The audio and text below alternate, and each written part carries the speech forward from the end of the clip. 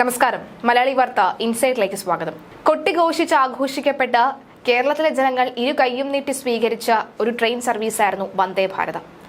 കഴിഞ്ഞ ദിവസം അതിൽ സഞ്ചരിച്ചവരാരും ഇനി ഒരിക്കൽ പോലും വന്ദേ ഭാരതിൽ സഞ്ചരിക്കില്ല എന്നുള്ള ദൃഢപ്രതിജ്ഞ എടുത്തുകൊണ്ടാണ് വന്ദേ ഭാരതിൽ നിന്നും ഇന്നലെ ഇറങ്ങിയത് എന്നൊരു വാർത്ത കേൾക്കുന്നുണ്ട്. സാങ്കേതിക തകരാറിനെ തുടർന്ന് വഴിയിൽ പിടിച്ചിട്ട വന്ദേ ഭാരത് ഒടുവിൽ യാത്ര പുനരാരംഭിച്ചത് മണിക്കൂറുകളുടെ അനിശ്ചിതത്തിനൊടുവിലാണ്.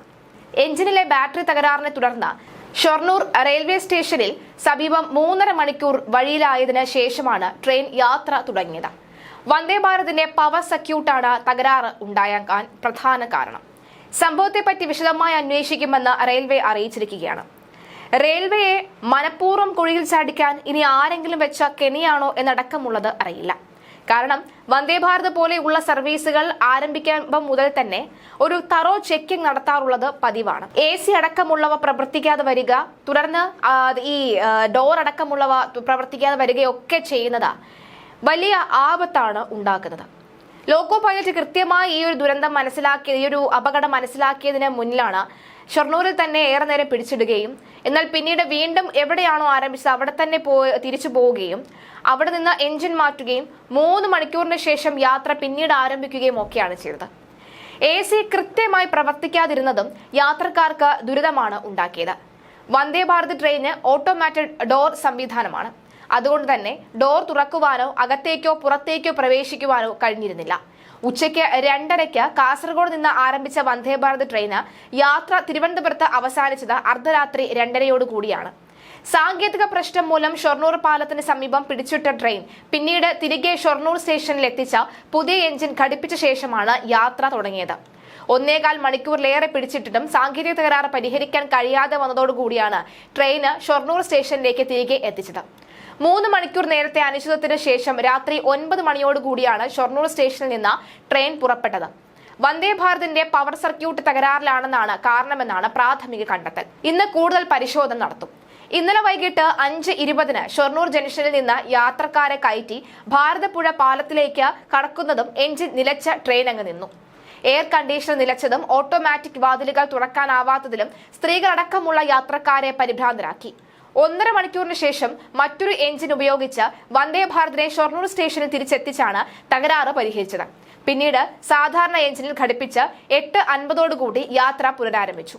വന്ദേ ഭാരത് വഴിയിൽ കുടുങ്ങിയത് കൊച്ചി, ഷൊർണൂർ, പാലക്കാട് പാതയിൽ മറ്റ് ചില ട്രെയിനുകളെയും അത് കാര്യമായി തന്നെ ബാധിച്ചു. മോദി സർക്കാർ ആഘോഷിച്ച് അഭിമാനത്തോടുകൂടി കൊണ്ടുവന്ന പ്രൊജക്റ്റായി പുറത്തിറക്കിയ വന്ദേ ഭാരത് വഴിയിൽ കിടന്നത് റെയിൽവേക്ക് കനത്ത നാണക്കേടാണ്. ബുധൻ വൈകിട്ട് 5:36 ഷൊർണൂർ ജംഗ്ഷനിലെ 6-ാം നമ്പർ പ്ലാറ്റ്ഫോമിൽ എത്തിയ വന്ദേ ഭാരത് 5:30 സ്റ്റേഷൻ വിട്ടു. 5:41 ഷൊർണൂർ ഓവർ ബ്രിഡ്ജ് എത്തും മുമ്പ് ട്രെയിൻ പൊടുന്നനെ അങ്ങ് നിൽക്കുകയായിരുന്നു. വാതിൽ തുറക്കാൻ പറ്റാതായതോടുകൂടി 700-ലധികം യാത്രക്കാർ കുടുങ്ങി. AC നിലച്ചു. 1.5 മണിക്കൂറോളം ക്യാബിനുള്ളിൽ കുടുങ്ങിയ യാത്രക്കാർ പുറത്തിറങ്ങാനാകാതെ വിയർത്തൊലിച്ചു. 7:28 ഷൊർണൂരിൽ നിന്ന് ടെക്നിക്കൽ വിഭാഗം എത്തി എഞ്ചിൻ ഉപയോഗിച്ച് ട്രെയിൻ 6-ാം നമ്പർ പ്ലാറ്റ്ഫോമിൽ എത്തിച്ചു. വാതിലുകൾ തുറന്ന യാത്രക്കാരെ പുറത്തിറക്കി. പ്രായമായവരും രോഗികളും ഉൾപ്പെടെയുള്ളവർ വേറെ ട്രെയിനിൽ കയറി. എന്നാൽ വന്ദേ ഭാരത് ഉടനെ പുറപ്പെടുമെന്ന് റെയിൽവേ അറിയിച്ചതോടുകൂടി തിരിച്ച് വന്ദേ ഭാരതിൽ തന്നെ കയറി. പിന്നീട് അതേ എഞ്ചിനിൽ ഘടിപ്പിച്ച് 8:41 ട്രെയിൻ ഷൊർണൂർ വിട്ടു. ബാറ്ററിയിലെ ചാർജ് കഴിഞ്ഞെന്നാണ് ആദ്യ അറിയിപ്പ് ലഭിച്ചത്. സ്റ്റേഷനിലെത്തി ടെക്നിക്കൽ വിഭാഗം പരിശോധിച്ചപ്പോഴാണ് എഞ്ചിനിലെ വൈദ്യുത തകരാറാണ് കാരണമെന്ന് കണ്ടെത്തിയത്. നെടുമ്പാശ്ശേരി വിമാനത്താവളത്തിലെത്താൻ ട്രെയിനിൽ കയറിയ യാത്രക്കാർക്ക് സമയത്തിന് എത്താൻ കഴിയാത്തതിനാൽ വിമാനം കിട്ടിയില്ല. റെയിൽവേ നഷ്ടപരിഹാരം നൽകിയില്ല എങ്കിൽ നിയമ നടപടി സ്വീകരിക്കുമെന്നും യാത്രക്കാർ പറയുകയാണ്. ഷൊർണൂർ സ്റ്റേഷൻ വിട്ട് 100 മീറ്റർ തിരുവനന്തപുരം ഭാഗത്തേക്ക് ഓടിത്തുടങ്ങിയ ശേഷമാണ് ഭാരതപ്പുഴയ്ക്ക് കുറുകെയുള്ള റെയിൽവേ പാലത്തിന് മുൻപായി വണ്ടി നിന്നത്. ആദ്യം തീവണ്ടിക്കകത്തെ ലൈറ്റുകൾ അണയുകയും പിന്നീട് AC പ്രവർത്തിക്കാതാവുകയും ചെയ്യുകയായിരുന്നു ഉണ്ടായത്. സാങ്കേതിക തകരാറ് പരിഹരിക്കാൻ റെയിൽവേ ജീവനക്കാർ ശ്രമിച്ചുവെങ്കിലും വിജയിച്ചില്ല. പിന്നീട് ഒരു ഡീസൽ എഞ്ചിൻ പുറകിൽ ഘടിപ്പിച്ച വണ്ടി സ്റ്റേഷനിലേക്ക് തിരികെ കൊണ്ടുവരികയായിരുന്നു. വന്ദേ ഭാരത് ട്രെയിനിൽ എന്തുകൊണ്ടാണ് വഴിയിൽ നിന്നുപോയത് എന്നതിന് റെയിൽവേയുടെ ഭാഗത്തുനിന്ന് കൃത്യമായ ഉത്തരം അടുത്ത ദിവസങ്ങളിൽ വരുമെന്നാണ് കരുതുന്നത്.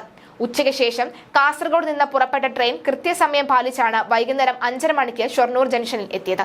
ഇവിടെ നിന്ന് അടുത്ത സ്റ്റോപ്പായ തൃശൂരിലേക്ക് യാത്ര തുടങ്ങിയതിന് പിന്നാലെയാണ് ട്രെയിനിൽ സാങ്കേതിക തകരാറ് കണ്ടെത്തിയതിനെ തുടർന്ന് ബി ക്യാബിൻ സമീപം പിടിച്ചിട്ടത്.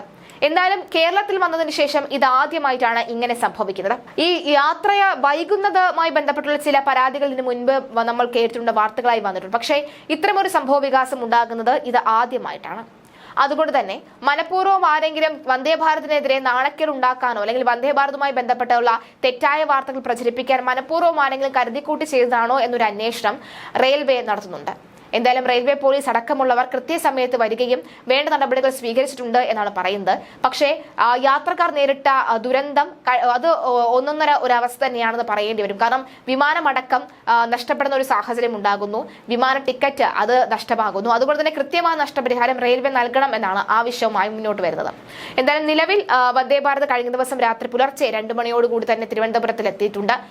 വീണ്ടും യാത്ര ആരംഭിച്ചിട്ടുണ്ടെന്നാണ് മനസ്സിലാകുന്നത്. അല്ലെങ്കിൽ വിദഗ്ധർ ഇന്ന് എത്തി പരിശോധന നടത്തിയതിനു ശേഷം മാത്രമേ യാത്ര ആരംഭിക്കുകയുള്ളൂ എന്നതിൽ വിശദീകരണം വന്നിട്ടില്ല. എന്തായാലും വന്ദേ ഭാരതിനെ സംബന്ധിച്ച് അത്ര നല്ല വാർത്തകളൊന്നും തന്നെ അല്ല വരുന്നത്. എന്നാൽ ഇതിന് പിന്നിൽ മറ്റ് കറുത്ത കൈകൾ എന്തെങ്കിലും ഉണ്ടോ എന്ന് റെയിൽവേ പരിശോധിച്ചു വരികയാണ്.